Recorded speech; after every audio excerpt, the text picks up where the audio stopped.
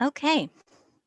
Hi, everyone, and welcome. My name is Jillian Bloomfield, and I work for the Environmental Leadership and Training Initiative, or ELTI, at the Yale School of the Environment. I'm here today with my colleague Saskia Santamaria, who will also be helping to facilitate the session.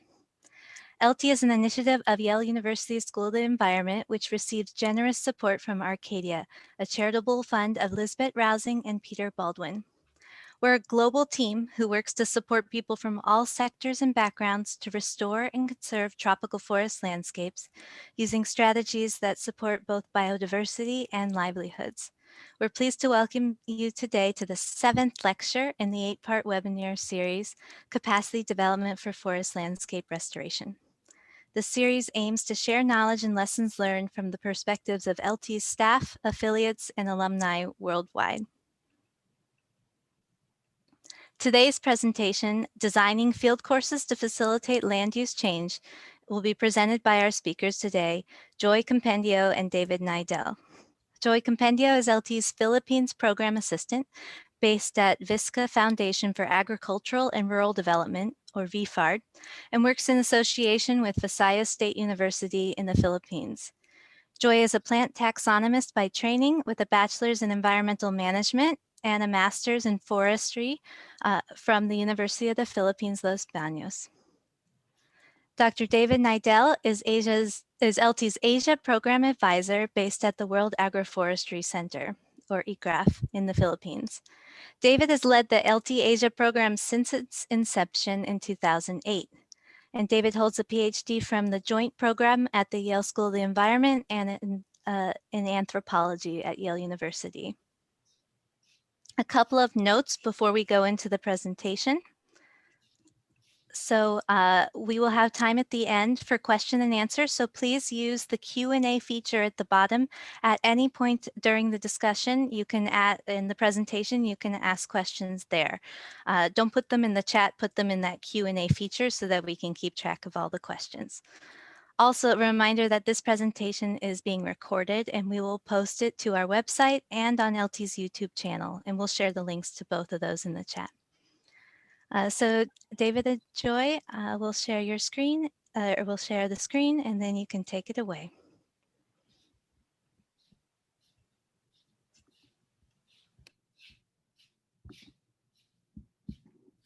Okay, thanks, Jillian. Good morning, good evening, good afternoon, everyone, depending on where you are. So on behalf of Joy and I, we would like to welcome you to this webinar series. Both Joy and I are based at Visayas State University in the Philippines, although I happen to be in California right now.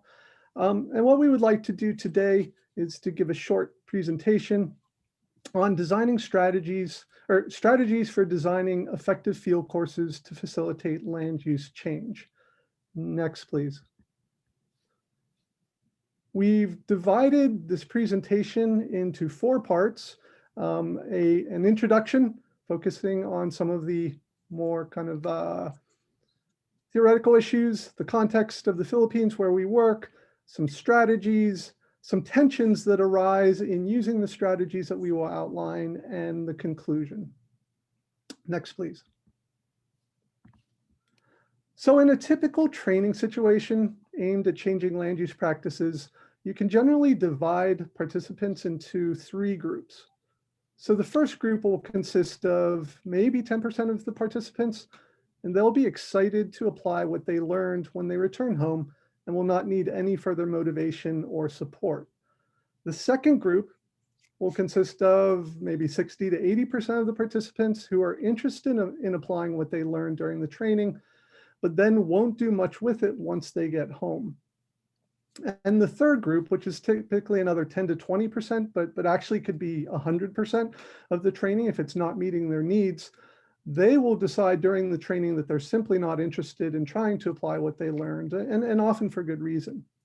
So what this presentation is about is it's really aimed at trying to increase the motivation to get the second group, those who are interested but tend not to actually apply what they learned, to bring about the desired change. Next, please. So capacity development for forest and landscape restoration is about facilitating change. In terms of land use, the needed change can entail a change in knowledge, a change in attitude, sometimes a change in identity, a change in behavior, and ultimately a change in land use, with those changes ultimately having a transformative effect on the social and biophysical landscape. But change is hard. We all know that. And it's especially hard given that land use practices are inextricably linked to people's livelihoods and cultural identity. In 2010, when ELTI was establishing the Philippines training program, a colleague at the National University of Singapore introduced the ELTI Asia team at the time to a book, Switch, How to Change Things When Change Was Hard, by brothers Chip and Dan Heath. The book was really influential in our thinking of how to design the training program. So I'm going to use that as the basis of the presentation today. Chip is currently based at the Stanford Business School, while Dan is at Duke University's Center for the Advancement in Social Entrepreneurship. And for better or worse, it's really the business world which is engaged most strongly with the peculiarities of changing human behavior. This is how whole businesses and industries are created to get people to buy products and services that they don't really need. And so the question is, can these same techniques be used to drive positive land use change? Can we use those techniques to design more effective training? Next, please.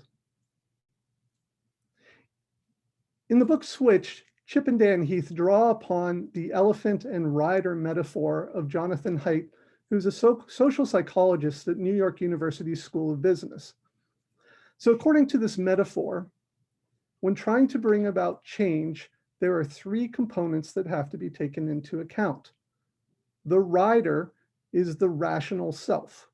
So the rider can learn new information and wants to head in new directions, but will often overanalyze problems, get confused or distracted.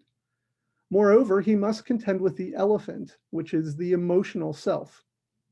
And this distinction in the relative power of the rational and emotional selves is very clear in the metaphor between the different sides of the rider and the elephant. It's also clear if you've ever tried to lose weight. So the rational self can decide it wants to lose 5 pounds, and for a while it might be able to coerce the emotional self in that direction by limiting its food consumption or starting more exercise. But if the emotional self is not supportive of the goal of losing weight, then the individual will eventually find him or herself no longer willing to resist temptation and heading towards the fattening food. The third element in the path is the general context. And this is the context in which the rider and the elephant are operating. Once again, using an example from dieting, which is one of the easiest kind of examples to understand, research has shown that context can be very important. For example, researchers can get people to eat more or less food simply by increasing or decreasing the size of their plate or the bowl that the food is served in.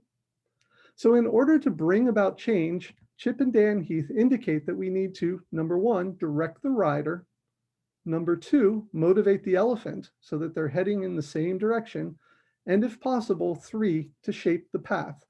So how do we do that? Next, please.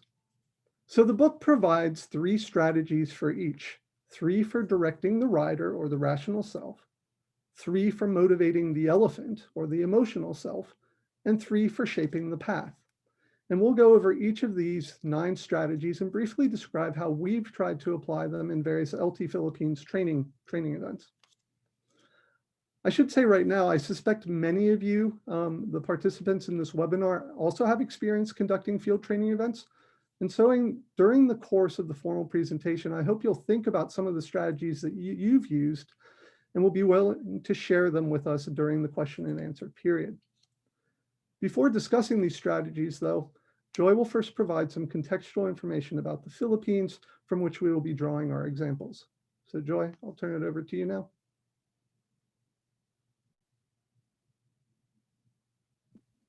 Okay, so for the context of the Philippines, of course, is an archipelago in Southeast Asia comprised of 7,100 islands. And the population of the Philippines is approximately 105 million, with a large percentage still directly involved in agriculture. Next slide, please. Okay, so the Philippines is one of the world's 17 mega diverse countries, but suffered wide-scale deforestation, making it one of the hottest of the biodiversity hotspots. At present, there is only about 3% remaining primary forest cover left and 24% or so cover overall. According to FAO data, the Philippines is slowly increasing its forest cover, but that is essentially the replacement of natural forest with plantations. Okay, next slide, please. So here's a map showing the vegetation cover change on the island of Leyte. So our island here in the Visayas State University, to where I am based. So in the central region of the Philippines where we are based, okay? So as you can see, there has been significant loss of primary forest cover with conversions to coconut plantations, wet rice fields, and much degraded land following unsustainable forms of swidden agriculture. The pattern of forest loss is largely repeated across the Philippines, though the exact drivers of deforestation vary from island to island. Next slide, please. Okay, so this picture was taken near the campus of the Visayas State University. This is also the site of my thesis during my BS degree, where we are based. So the central mountain chain still has some primary forest, but much of the foothills have been converted to coconut cultivation. There is also a lot of irrigated rice in the lowland areas. Currently, there is a significant amount of concern about how the loss of forest affects and availability of water for wet rice cultivation. Indeed, water seems to be the largest driver of reforestation in the Philippines, much more important than other environmental services like biodiversity or carbon sequestration. Next slide, please. So the large areas of the uplands remain degraded, which are marginally used for cattle pasture and some cropping. Because of the forest loss, these areas often experience extensive drought condition. Next slide. Okay, so the Philippines is one of the most disaster-prone countries in the world, receiving approximately 20 typhoons per year, which result in landslides and downstream flooding. The landslides in this picture occurred on the neighboring island of Biliran in 2017, following Typhoon Orduha. So on a positive note, the recognition of the importance of forests in providing a variety of ecosystem services is now quite high. Next slide, please. So the Philippine government has implemented innumerable reforestation programs over the years. Indeed, it is said that so much money has spent on reforestation that the country should have been reforested several times over. Conventional reforestation in the Philippines, like much of the tropics, has historically meant top-down planning and the planting of monoculture of exotics, like Acacia mangium, Gymnelina arborea, and Sutinia macrophylla, we also known here in the Philippines as mahogany, and other. So often with very limited success due to the inadequate maintenance and protection. Local community involvement, meanwhile, has often been limited to implementing pre-planned programs for which they are paid for planting and some maintenance. Okay, thanks, Joy. Okay, so moving on to strategies, the third part of the presentation. Next, please. All right. So once again, the first key to bringing about change is to direct the rider or the rational self. So the rational mind is powerful, but can get easily distracted or confused. So the overall goal is to give clear guidance and direction and to avoid ambiguity or uncertainty. Next, please. So the first strategy for directing the rider is to find the bright spots. So typically when we see a situation that needs to be changed, we focus on the problems. Chip and Dan Heath, however, suggest that focusing on the bright spots, or in other words, finding any existing success and building on them, is a more effective strategy. So in 2009, when ELTI started developing its programs in the Philippines, we were dismayed by the largely unsuccessful conventional approach to reforestation being practiced across the country. Taking insights from SHIFT, we started looking for the most innovative work already being done in the Philippines on forest restoration and degraded land rehabilitation, with the goal being to figure out how to build upon and help to scale it up. We scouted through the Philippines, and this brought us to Visayas State University, or VSU, with whom we established a long-term collaboration. In fact, it has been an incredibly valuable collaboration and has been ongoing for almost 12 years at this point. So VSU was a bright spot for us because they had developed the rainforestation program starting back in the early 1990s. Rainforestation had several important innovations. First, they had a real commitment to incorporating a diversity of native species into their agroforestry systems rather than the monocultures of fast-growing exotics planted in conventional reforestation. Second, whereas conventional reforestation was conducted by paying people to plant trees, and these were trees which people typically didn't value, rainforestation focused on working with people to develop agroforestry systems that provided alternative sources of livelihoods while also increasing the provision of environmental services so that paying people to plant trees was not necessary. Third, the proponents of rainforestation developed different strategies for different management objectives. And finally, they had worked out a process of social preparation which helped overcome many of the social issues, including mechanisms for conflict management and the distribution of benefits from rainforestation sites. Next, please. So the second strategy for directing the elephant is scripting the critical moves. In other words, you want to provide crystal clear guidance on what exactly people should start doing, stop doing, or continue doing. So in the Philippines, we do this by leading people through hands-on field activities so that by the time they leave the training, they've already done many, if not most of the activities that they will be required to do in developing their own rainforestation sites. So the point here is that people feel much more confident when they've done the activity themselves rather than just having had it described to them through a lecture or shown to them in a demonstration. So for example, next please, we have our participants go out into the forest and collect wildlings after gaining a DENR permit, of course. We prepare wildlings, so next please. We prepare wildlings for transplanting. Next please. We work with the participants to lay out a site and plant trees. Next please. And so once again, we basically walk them through as many of the steps as we possibly can so that they are comfortable with the steps that are needed to develop a rainforestation site. So the third strategy for directing the rider is pointing to the final destination. So facilitating change is easier when participants know where they're going and why it's worth it. The point here is to make sure that the goal is reasonable and realistic. So in the Philippines, we do this by visiting an array of different demonstration sites so that everyone is fully aware of the type of rainforestation sites that they can develop.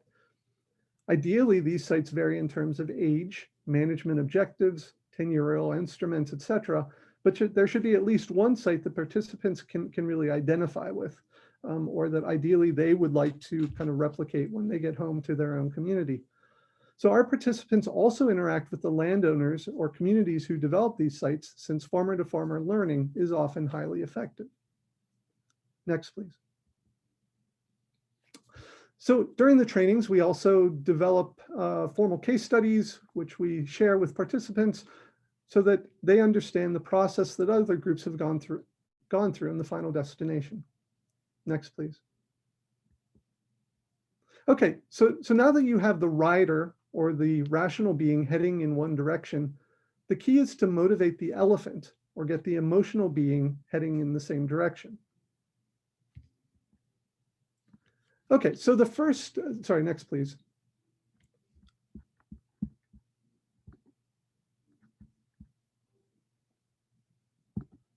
Okay, so the first strategy for motivating the elephant is to find the feeling or to engage with the person's more social and emotional being. In the Philippines, sorry, this strategy is reflected in much of what we do, including during lectures we provide on the first morning of the training, visiting and interacting with land managers who have already developed rainforest sites, etc. One important point from research is that people tend to react more strongly to positive images of the future, like showing them how the landscape can be changed and have positive benefits for livelihoods, water availability, and the provisioning of other environmental services. Negative imagery, like that related to global climate change, biodiversity loss, or even the image in this slide of a natural disaster, they tend to scare people, and sometimes they're effective in scaring people into action, but they tend to be effective on the short term, whereas positive images have been found to have more of a lasting impact in the long term. Next, please. So the second strategy for motivating the elephant or the emotional self is called to shrink the change. So all change, whether personal or societal, is daunting. It's scary for people to engage in change. And as I said in the beginning, this is especially true for land use change, which is tied to people's cultural identities and livelihoods. So the basic message here is that people find it much more motivating if they're partly finished with a long process than if they're at the starting point, a shorter process. So that means a sense of progress is critical for people being motivated enough to see a change through to the end. So small successes can be extremely powerful in helping people to believe in themselves and in motivating them to achieve the final goal. So the further along they are towards their goal, the more they will strive to reach it. So in some of our training events in the Philippines, and we've held all kinds of different events over the years, we've tried to incorporate this strategy by working with communities to start their rainforestation projects as part of the actual training event itself. So we will often work with the local government unit to develop some kind of demonstration site. And as the part of the training, we will work with the participants to develop that site. And for these events, oftentimes we'll help, work with them to establish the nursery together, if indeed planting will be needed in these sites. And we also will start the development of a rainforestation site with them as part of the actual training. So that once again, by the end of the training, we have a very tangible accomplishment. The participants will, undoubtedly have to come back and expand the site and conduct maintenance and other things, but at least we are, shrinking the change and basically moving everybody closer to the final destination. Next, please.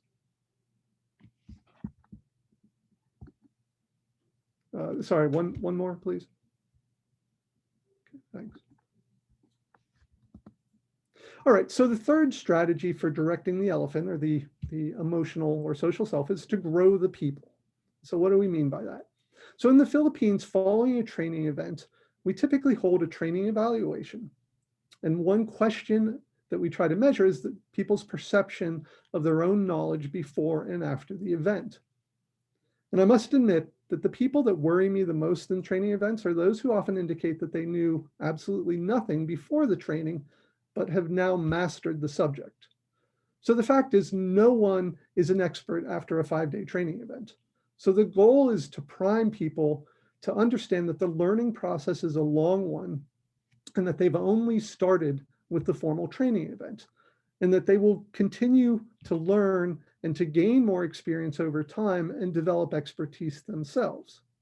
Another important point is to make it clear during the course of the training event that they will inevitably encounter obstacles and possibly even failure, so that when they do encounter those obstacles, or have some kind of failure, they're expecting it. They're not completely overwhelmed and give up on trying to develop a rainforestation site. Next, please. So ELTI also tries to provide continued mentorship and support. So a lot of capacity development programs rely on a single training event and basically send people off with the hopes that they will then implement what it is that they were supposed to learn. But a one-off training, I think a lot of us who have been involved in this field typically are not all that effective. Oftentimes, people go home, they have other things that they need to do, other responsibilities, and they lose motivation over time, or they face problems. And so in the Philippines, like at other ELTI sites, we try to provide follow-up support to the training program alumni who need specific help along the way to creating their rainforestation sites. So that can be contacting us over the phone, or having, requesting that we visit to their sites in order to provide additional assistance. One problem is often, a 5-day training is not enough for people to know what species to plant, or to identify, some of the hundreds, if not thousands of native forest trees that they could potentially use. And so, we can provide support in that way to help people develop their rainforestation site. Okay, next, please. So, okay, now that you have the rider or the rational being heading in the same direction as the elephant, the emotional being, the third overall approach is to shape the path. Next, please.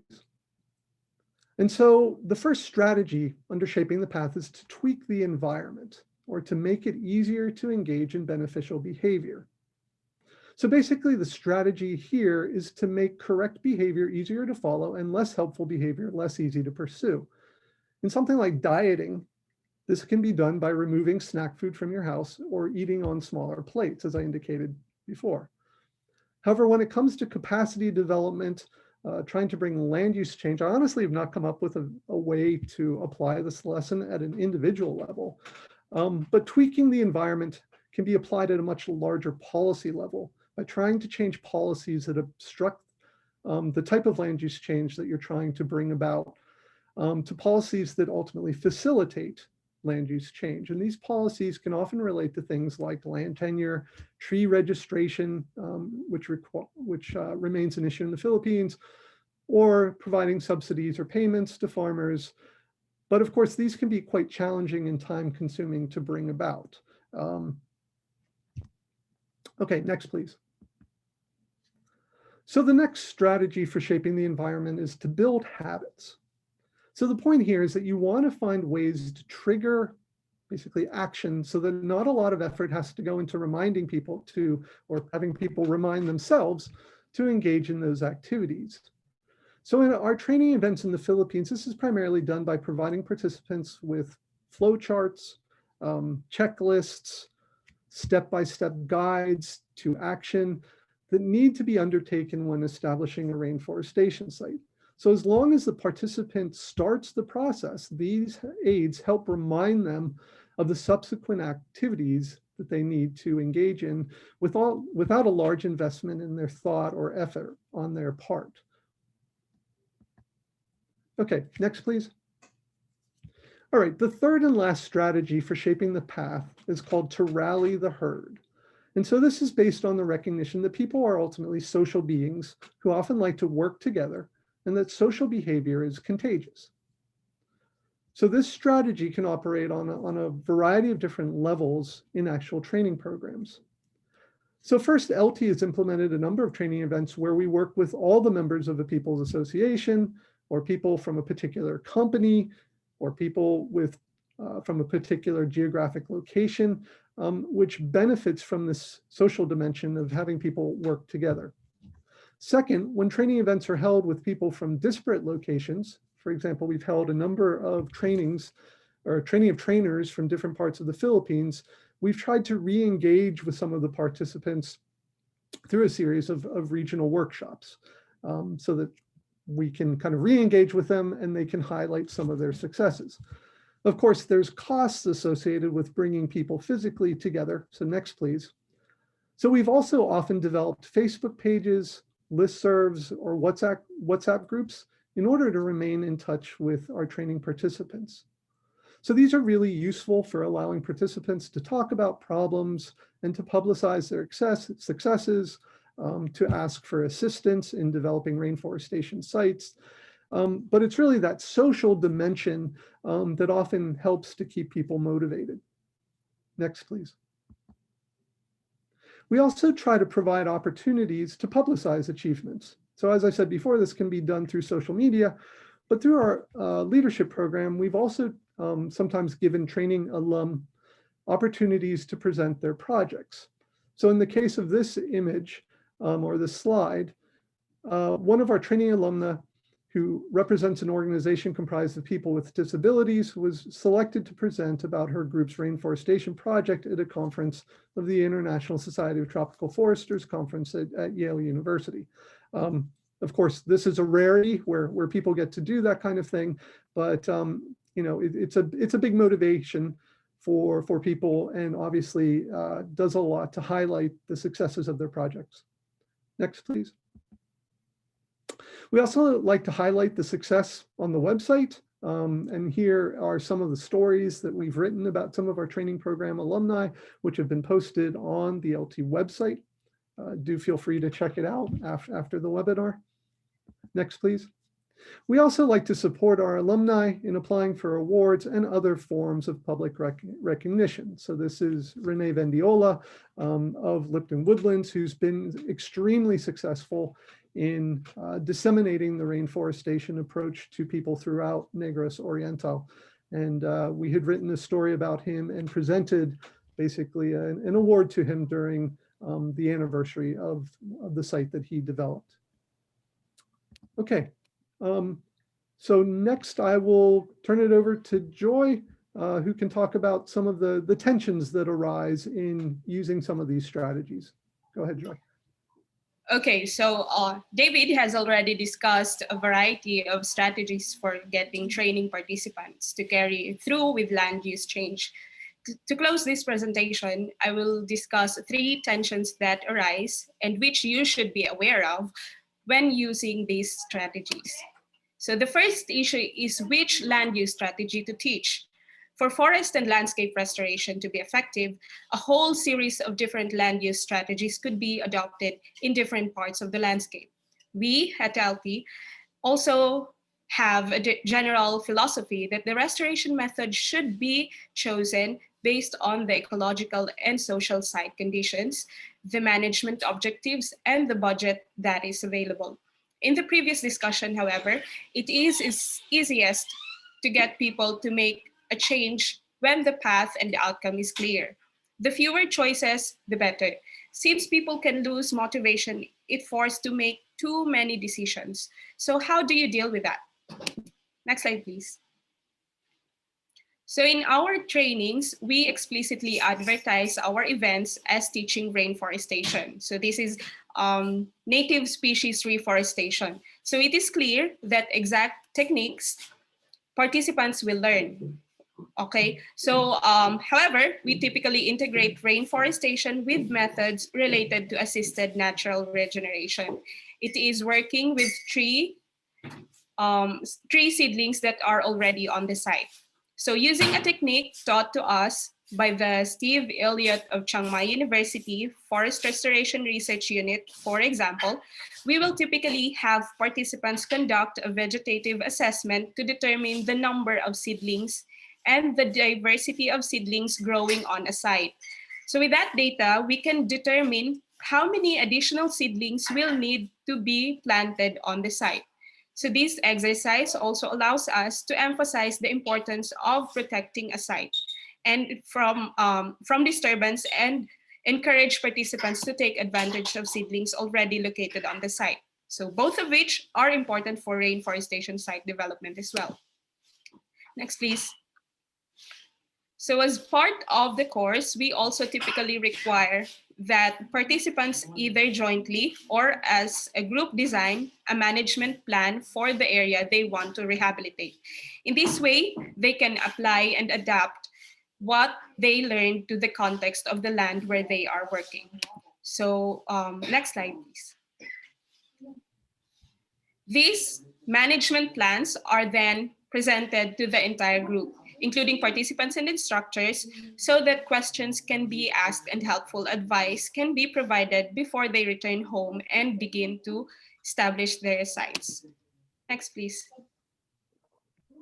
Okay, so the second tension has to do with the use of demonstration sites.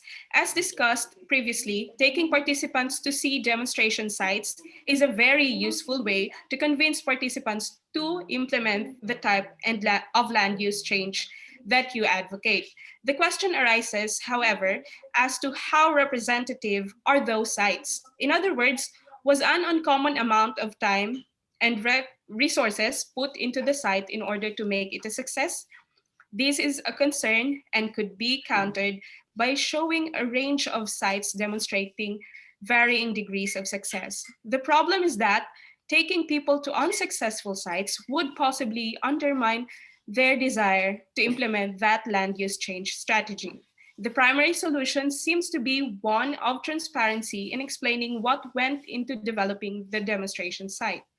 Ideally, participants will also be able to talk openly with the person or people who developed the sites. Next, please. So finally, David previously indicated that one strategy for shrinking the change is to begin developing a nursery or a site as part of the training program itself.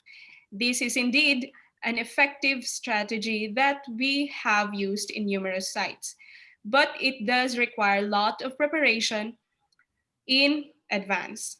In the Philippines, for example, this often requires the negotiation of a memorandum of agreement with the local government unit or other landowners. This early stage of site development is extremely important, but is difficult to integrate into the training as a hands-on activity. So for the conclusion, which will be given by David. Yeah, thanks, Joy. So in conclusion,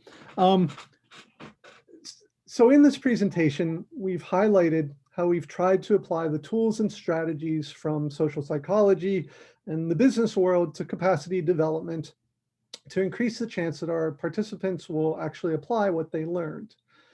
The underlying message is that even though we're conducting trainings related to forest and landscape restoration, which tend to be, people associated with the environment, we can benefit by bringing in tools from other disciplines and other areas of expertise to make our work more effective. Most of the 9 strategies to direct the rider, motivate the elephant, and shape the path can easily be applied to a capacity development setting, although as Joy indicated, some of these tensions do arise between our goal of motivating change and other aspects of our capacity development approach. Next, please. So thank you all for joining the webinar. I hope you found this presentation helpful. Before closing, Joy and I would like to acknowledge Dr. Marlito Bandi and the entire team at Visayas State University, particularly the Institute of Tropical Ecology and Environmental Management, who've played such an important role in the collaboration with ELTI over the years. So basically, I guess now I'll turn it back to Jillian. So thank you, and we'd be happy to answer questions. Great, thank you so much, Joy and David. So we'll have about 15 minutes for questions. And as a reminder, at any point you can write your questions in the Q&A feature and so that's the best way to write them so that Saskia and I can find them versus in the chat itself. And can I add, I would also, there are what, 93 people here. I'm sure many of you have experience conducting, similar types of training events in your own countries. And we would love to hear suggestions that some of you have for how to address these problems and how to use some of these tools to keep your participants motivated to actually implement the type of land use changes that you're hoping to bring about. So thanks. Sure. So the first question was, how did you all find the successes or the highlights to demonstrate in the first place, or especially in local communities?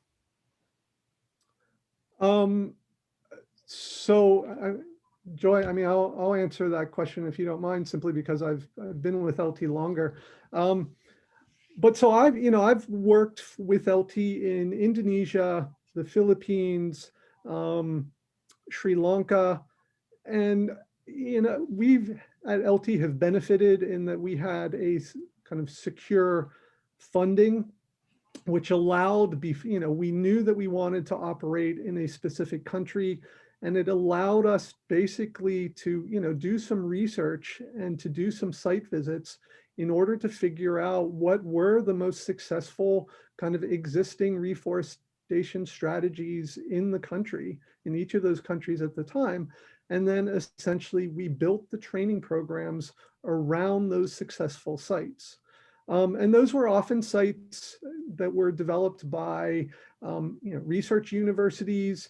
Some in Indonesia, we work very closely with a government research department, which, because of the researchers they had on staff, were very gung-ho in doing some very kind of experimental field trials and other things. And so the strategy was really just to build up, find what was most innovative once again, and basically figure out ways, working with the local partners, that we could help build up that strategy and disseminate it to more people.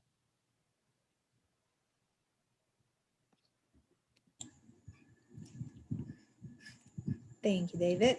Sure. Another question based, I guess, on the changes and how, implementing new things could work.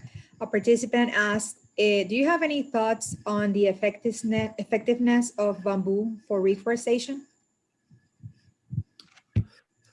That's a great question. And, I have to be honest, I don't have much experience with bamboo per se. I do have colleagues who have.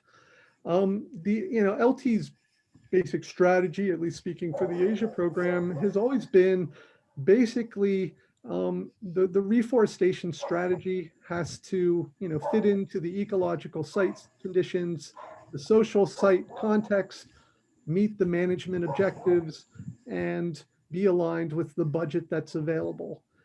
I don't have tons of experience with bamboo, and I'm sure there are other people in your country who would have much greater expertise and able to tell you whether that's a good strategy or not. But definitely something to look into. And this is somebody from the Philippines. Yes. Yeah, okay, sorry. Yeah, so I'm sure there are other people. We have thought about using bamboo and have talked about it. We just don't have that much experience with it to date.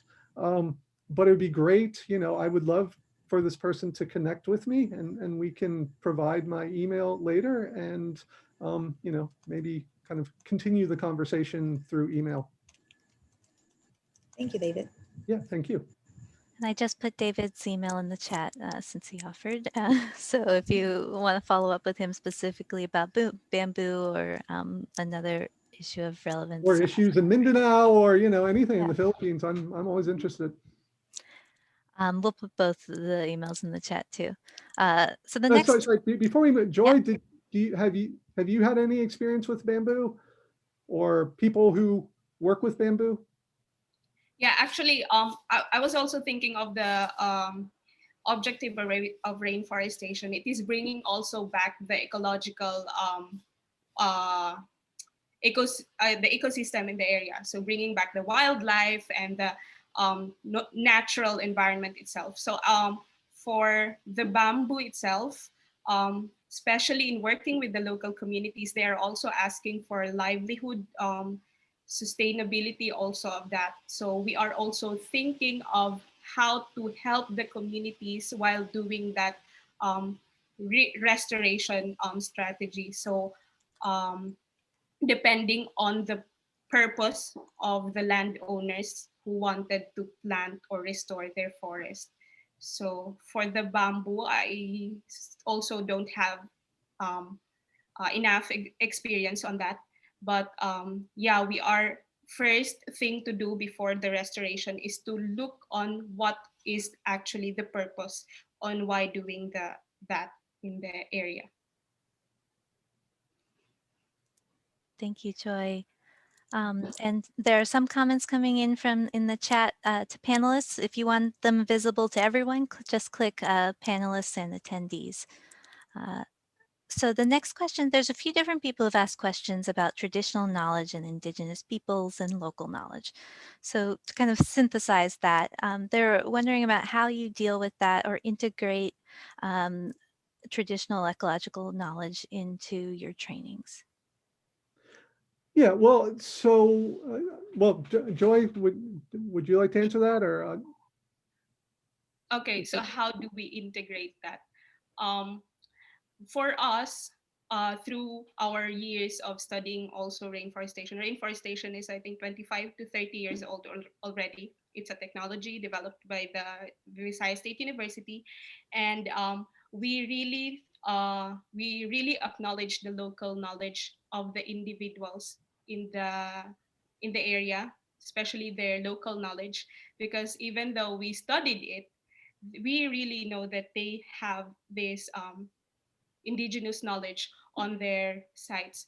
So we accept ideas from them because we know that they know a lot of their areas, um, more than us who wanted to do study with them, and then integrate it also in our trainings. So this training is not perfect, but we are actually uh, i- a innovating it through time. So yeah. Yeah, and I mean, I would just add kind of, one of the interesting things about the LT program is that LT is a program of the Yale School of Forestry. So we do have, you know, a huge body of kind of scientific knowledge about reforestation that we draw on. We also work with Visayas State University, which also is doing research and conducting, all kinds of experiments on native species, but also is very involved in community outreach and working with communities to implement these programs. And then LT also, in working with local communities in specific locations through trainings, we acknowledge that there is a lot of indigenous knowledge in those locations. And so that really gets integrated when we, work with the communities in developing their farm plans, or basically deciding what kind of restoration strategies they want to implement. We're there to give advice, but we're not always the experts. We come from a particular perspective, they come from a particular perspective, and basically those things get melded together through the training program and ultimately applied in the field. But ultimately, it is up to the participants to exercise or to implement rainforestation in whatever way they can. And rainforestation is not a cookbook approach. We don't tell them you need to plant with, at kind of this density, these trees, etc. It is a conversation essentially that goes on between, the VSU, LT, and the participants to decide what is the best strategy in that particular location. Yeah, and I also wanted to add that in terms of this social side, we if at the first part of our collaboration with the community, we also are asking about their problems that they can see in their environment, and then how to apply also what we have learned through the years of the research, especially here in the Visayas State University.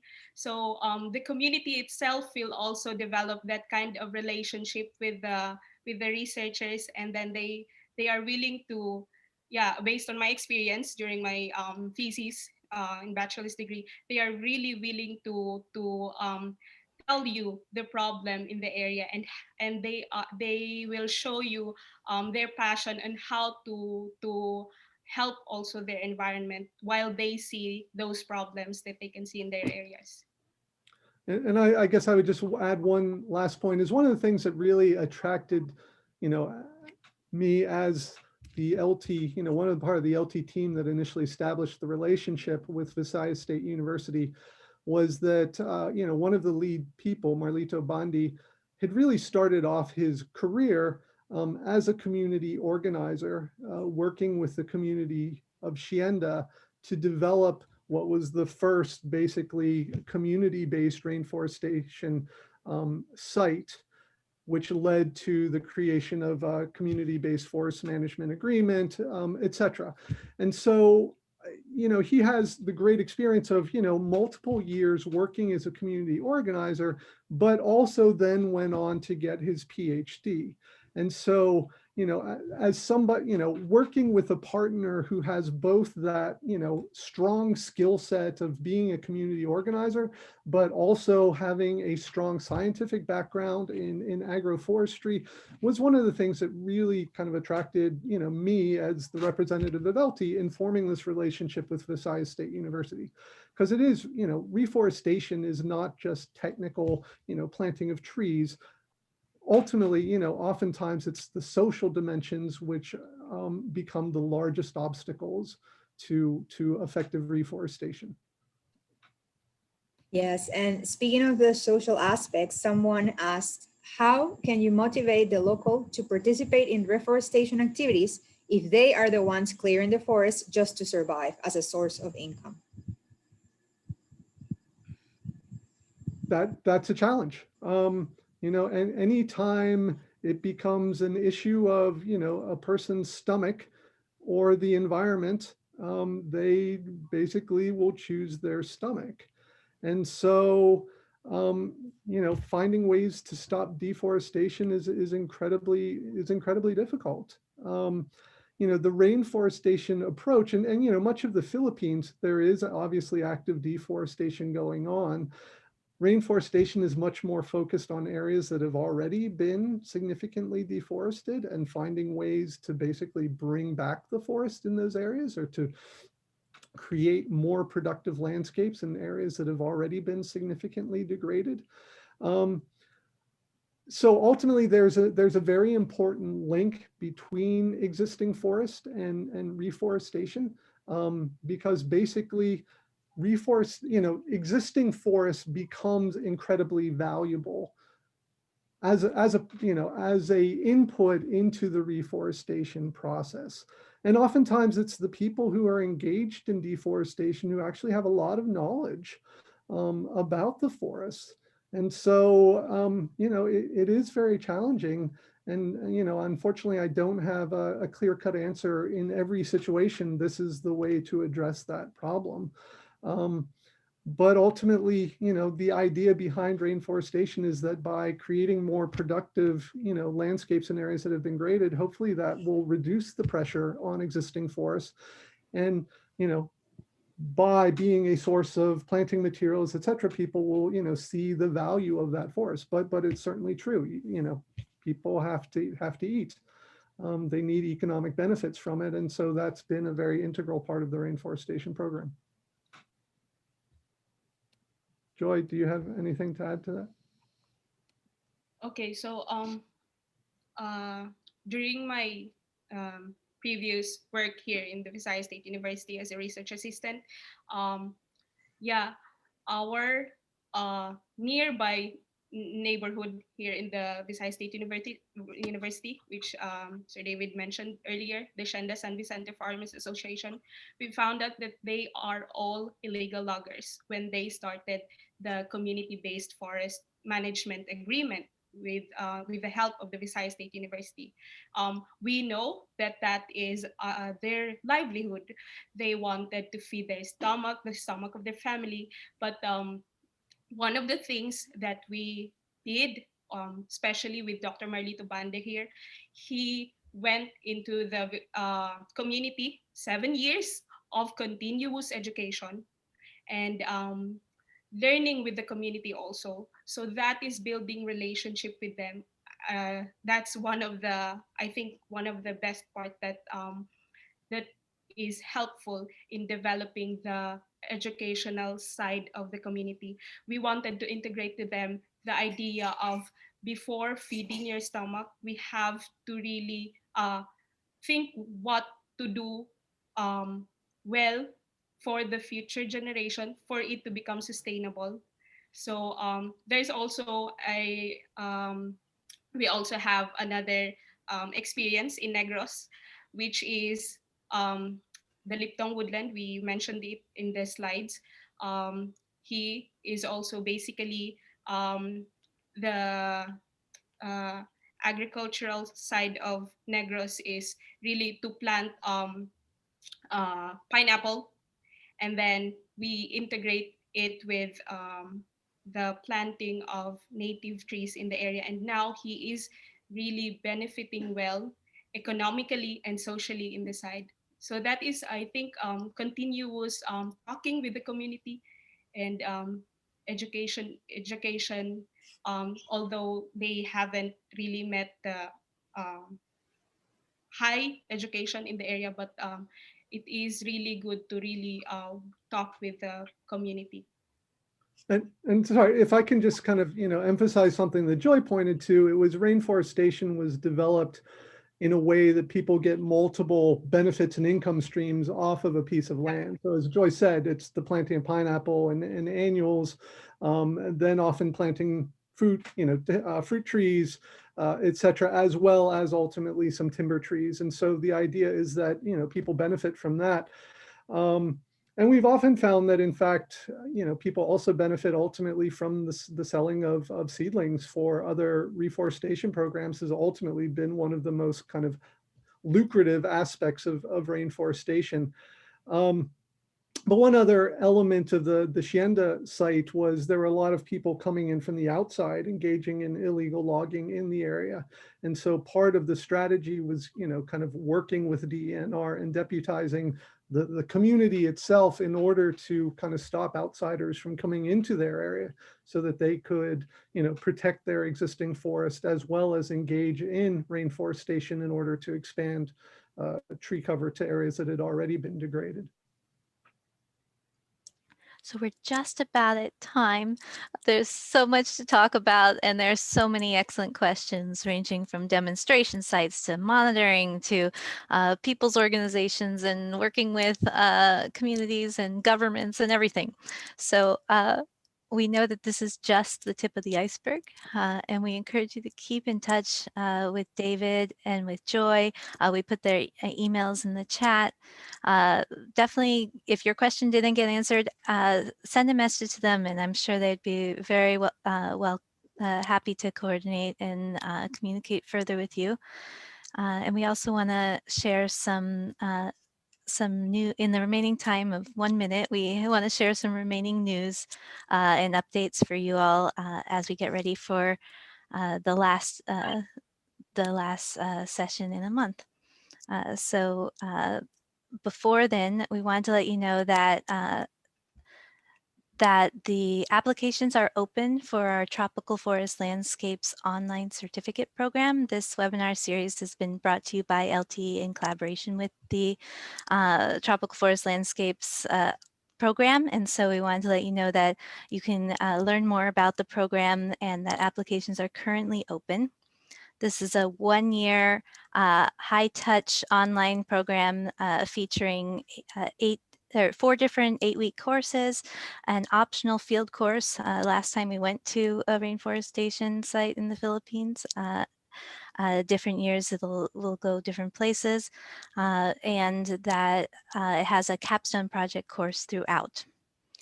The program's designed for really anyone interested in designing, implementing, and monitoring conservation and restoration initiatives. And that can range from environmental professionals, graduate students, landholders, community organizers, and many more. So we wanted to let you know about the upcoming deadlines for this program. To apply by February 28th is the priority deadline, and March 28th is the final deadline. You can find more information on our website about the application requirements, about the program in general, about testimonials from participants. We encourage you to check it out and also to write to us via email. And if you're interested in learning more about that program, we'll be having, starting next week, informal coffee chats that you can sign up for to learn more about those, about the program in a small group setting. And we'll be having an information session in 2 weeks on February 11th to have a panel discussion with current and past participants to hear more from their experiences. We'll put that information in the chat very soon so that you can register for those. And then don't forget to join us on February 25th.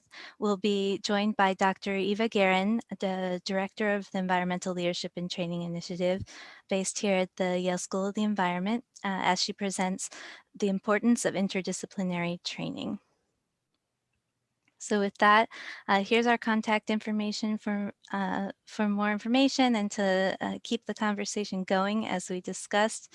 And definitely don't hesitate to reach out to us, as we're very, Saskia and I can direct questions to different speakers, but then you can also reach out to David and Joy directly. So thank you very much. Thank you. Thank you, everyone. Thanks for joining.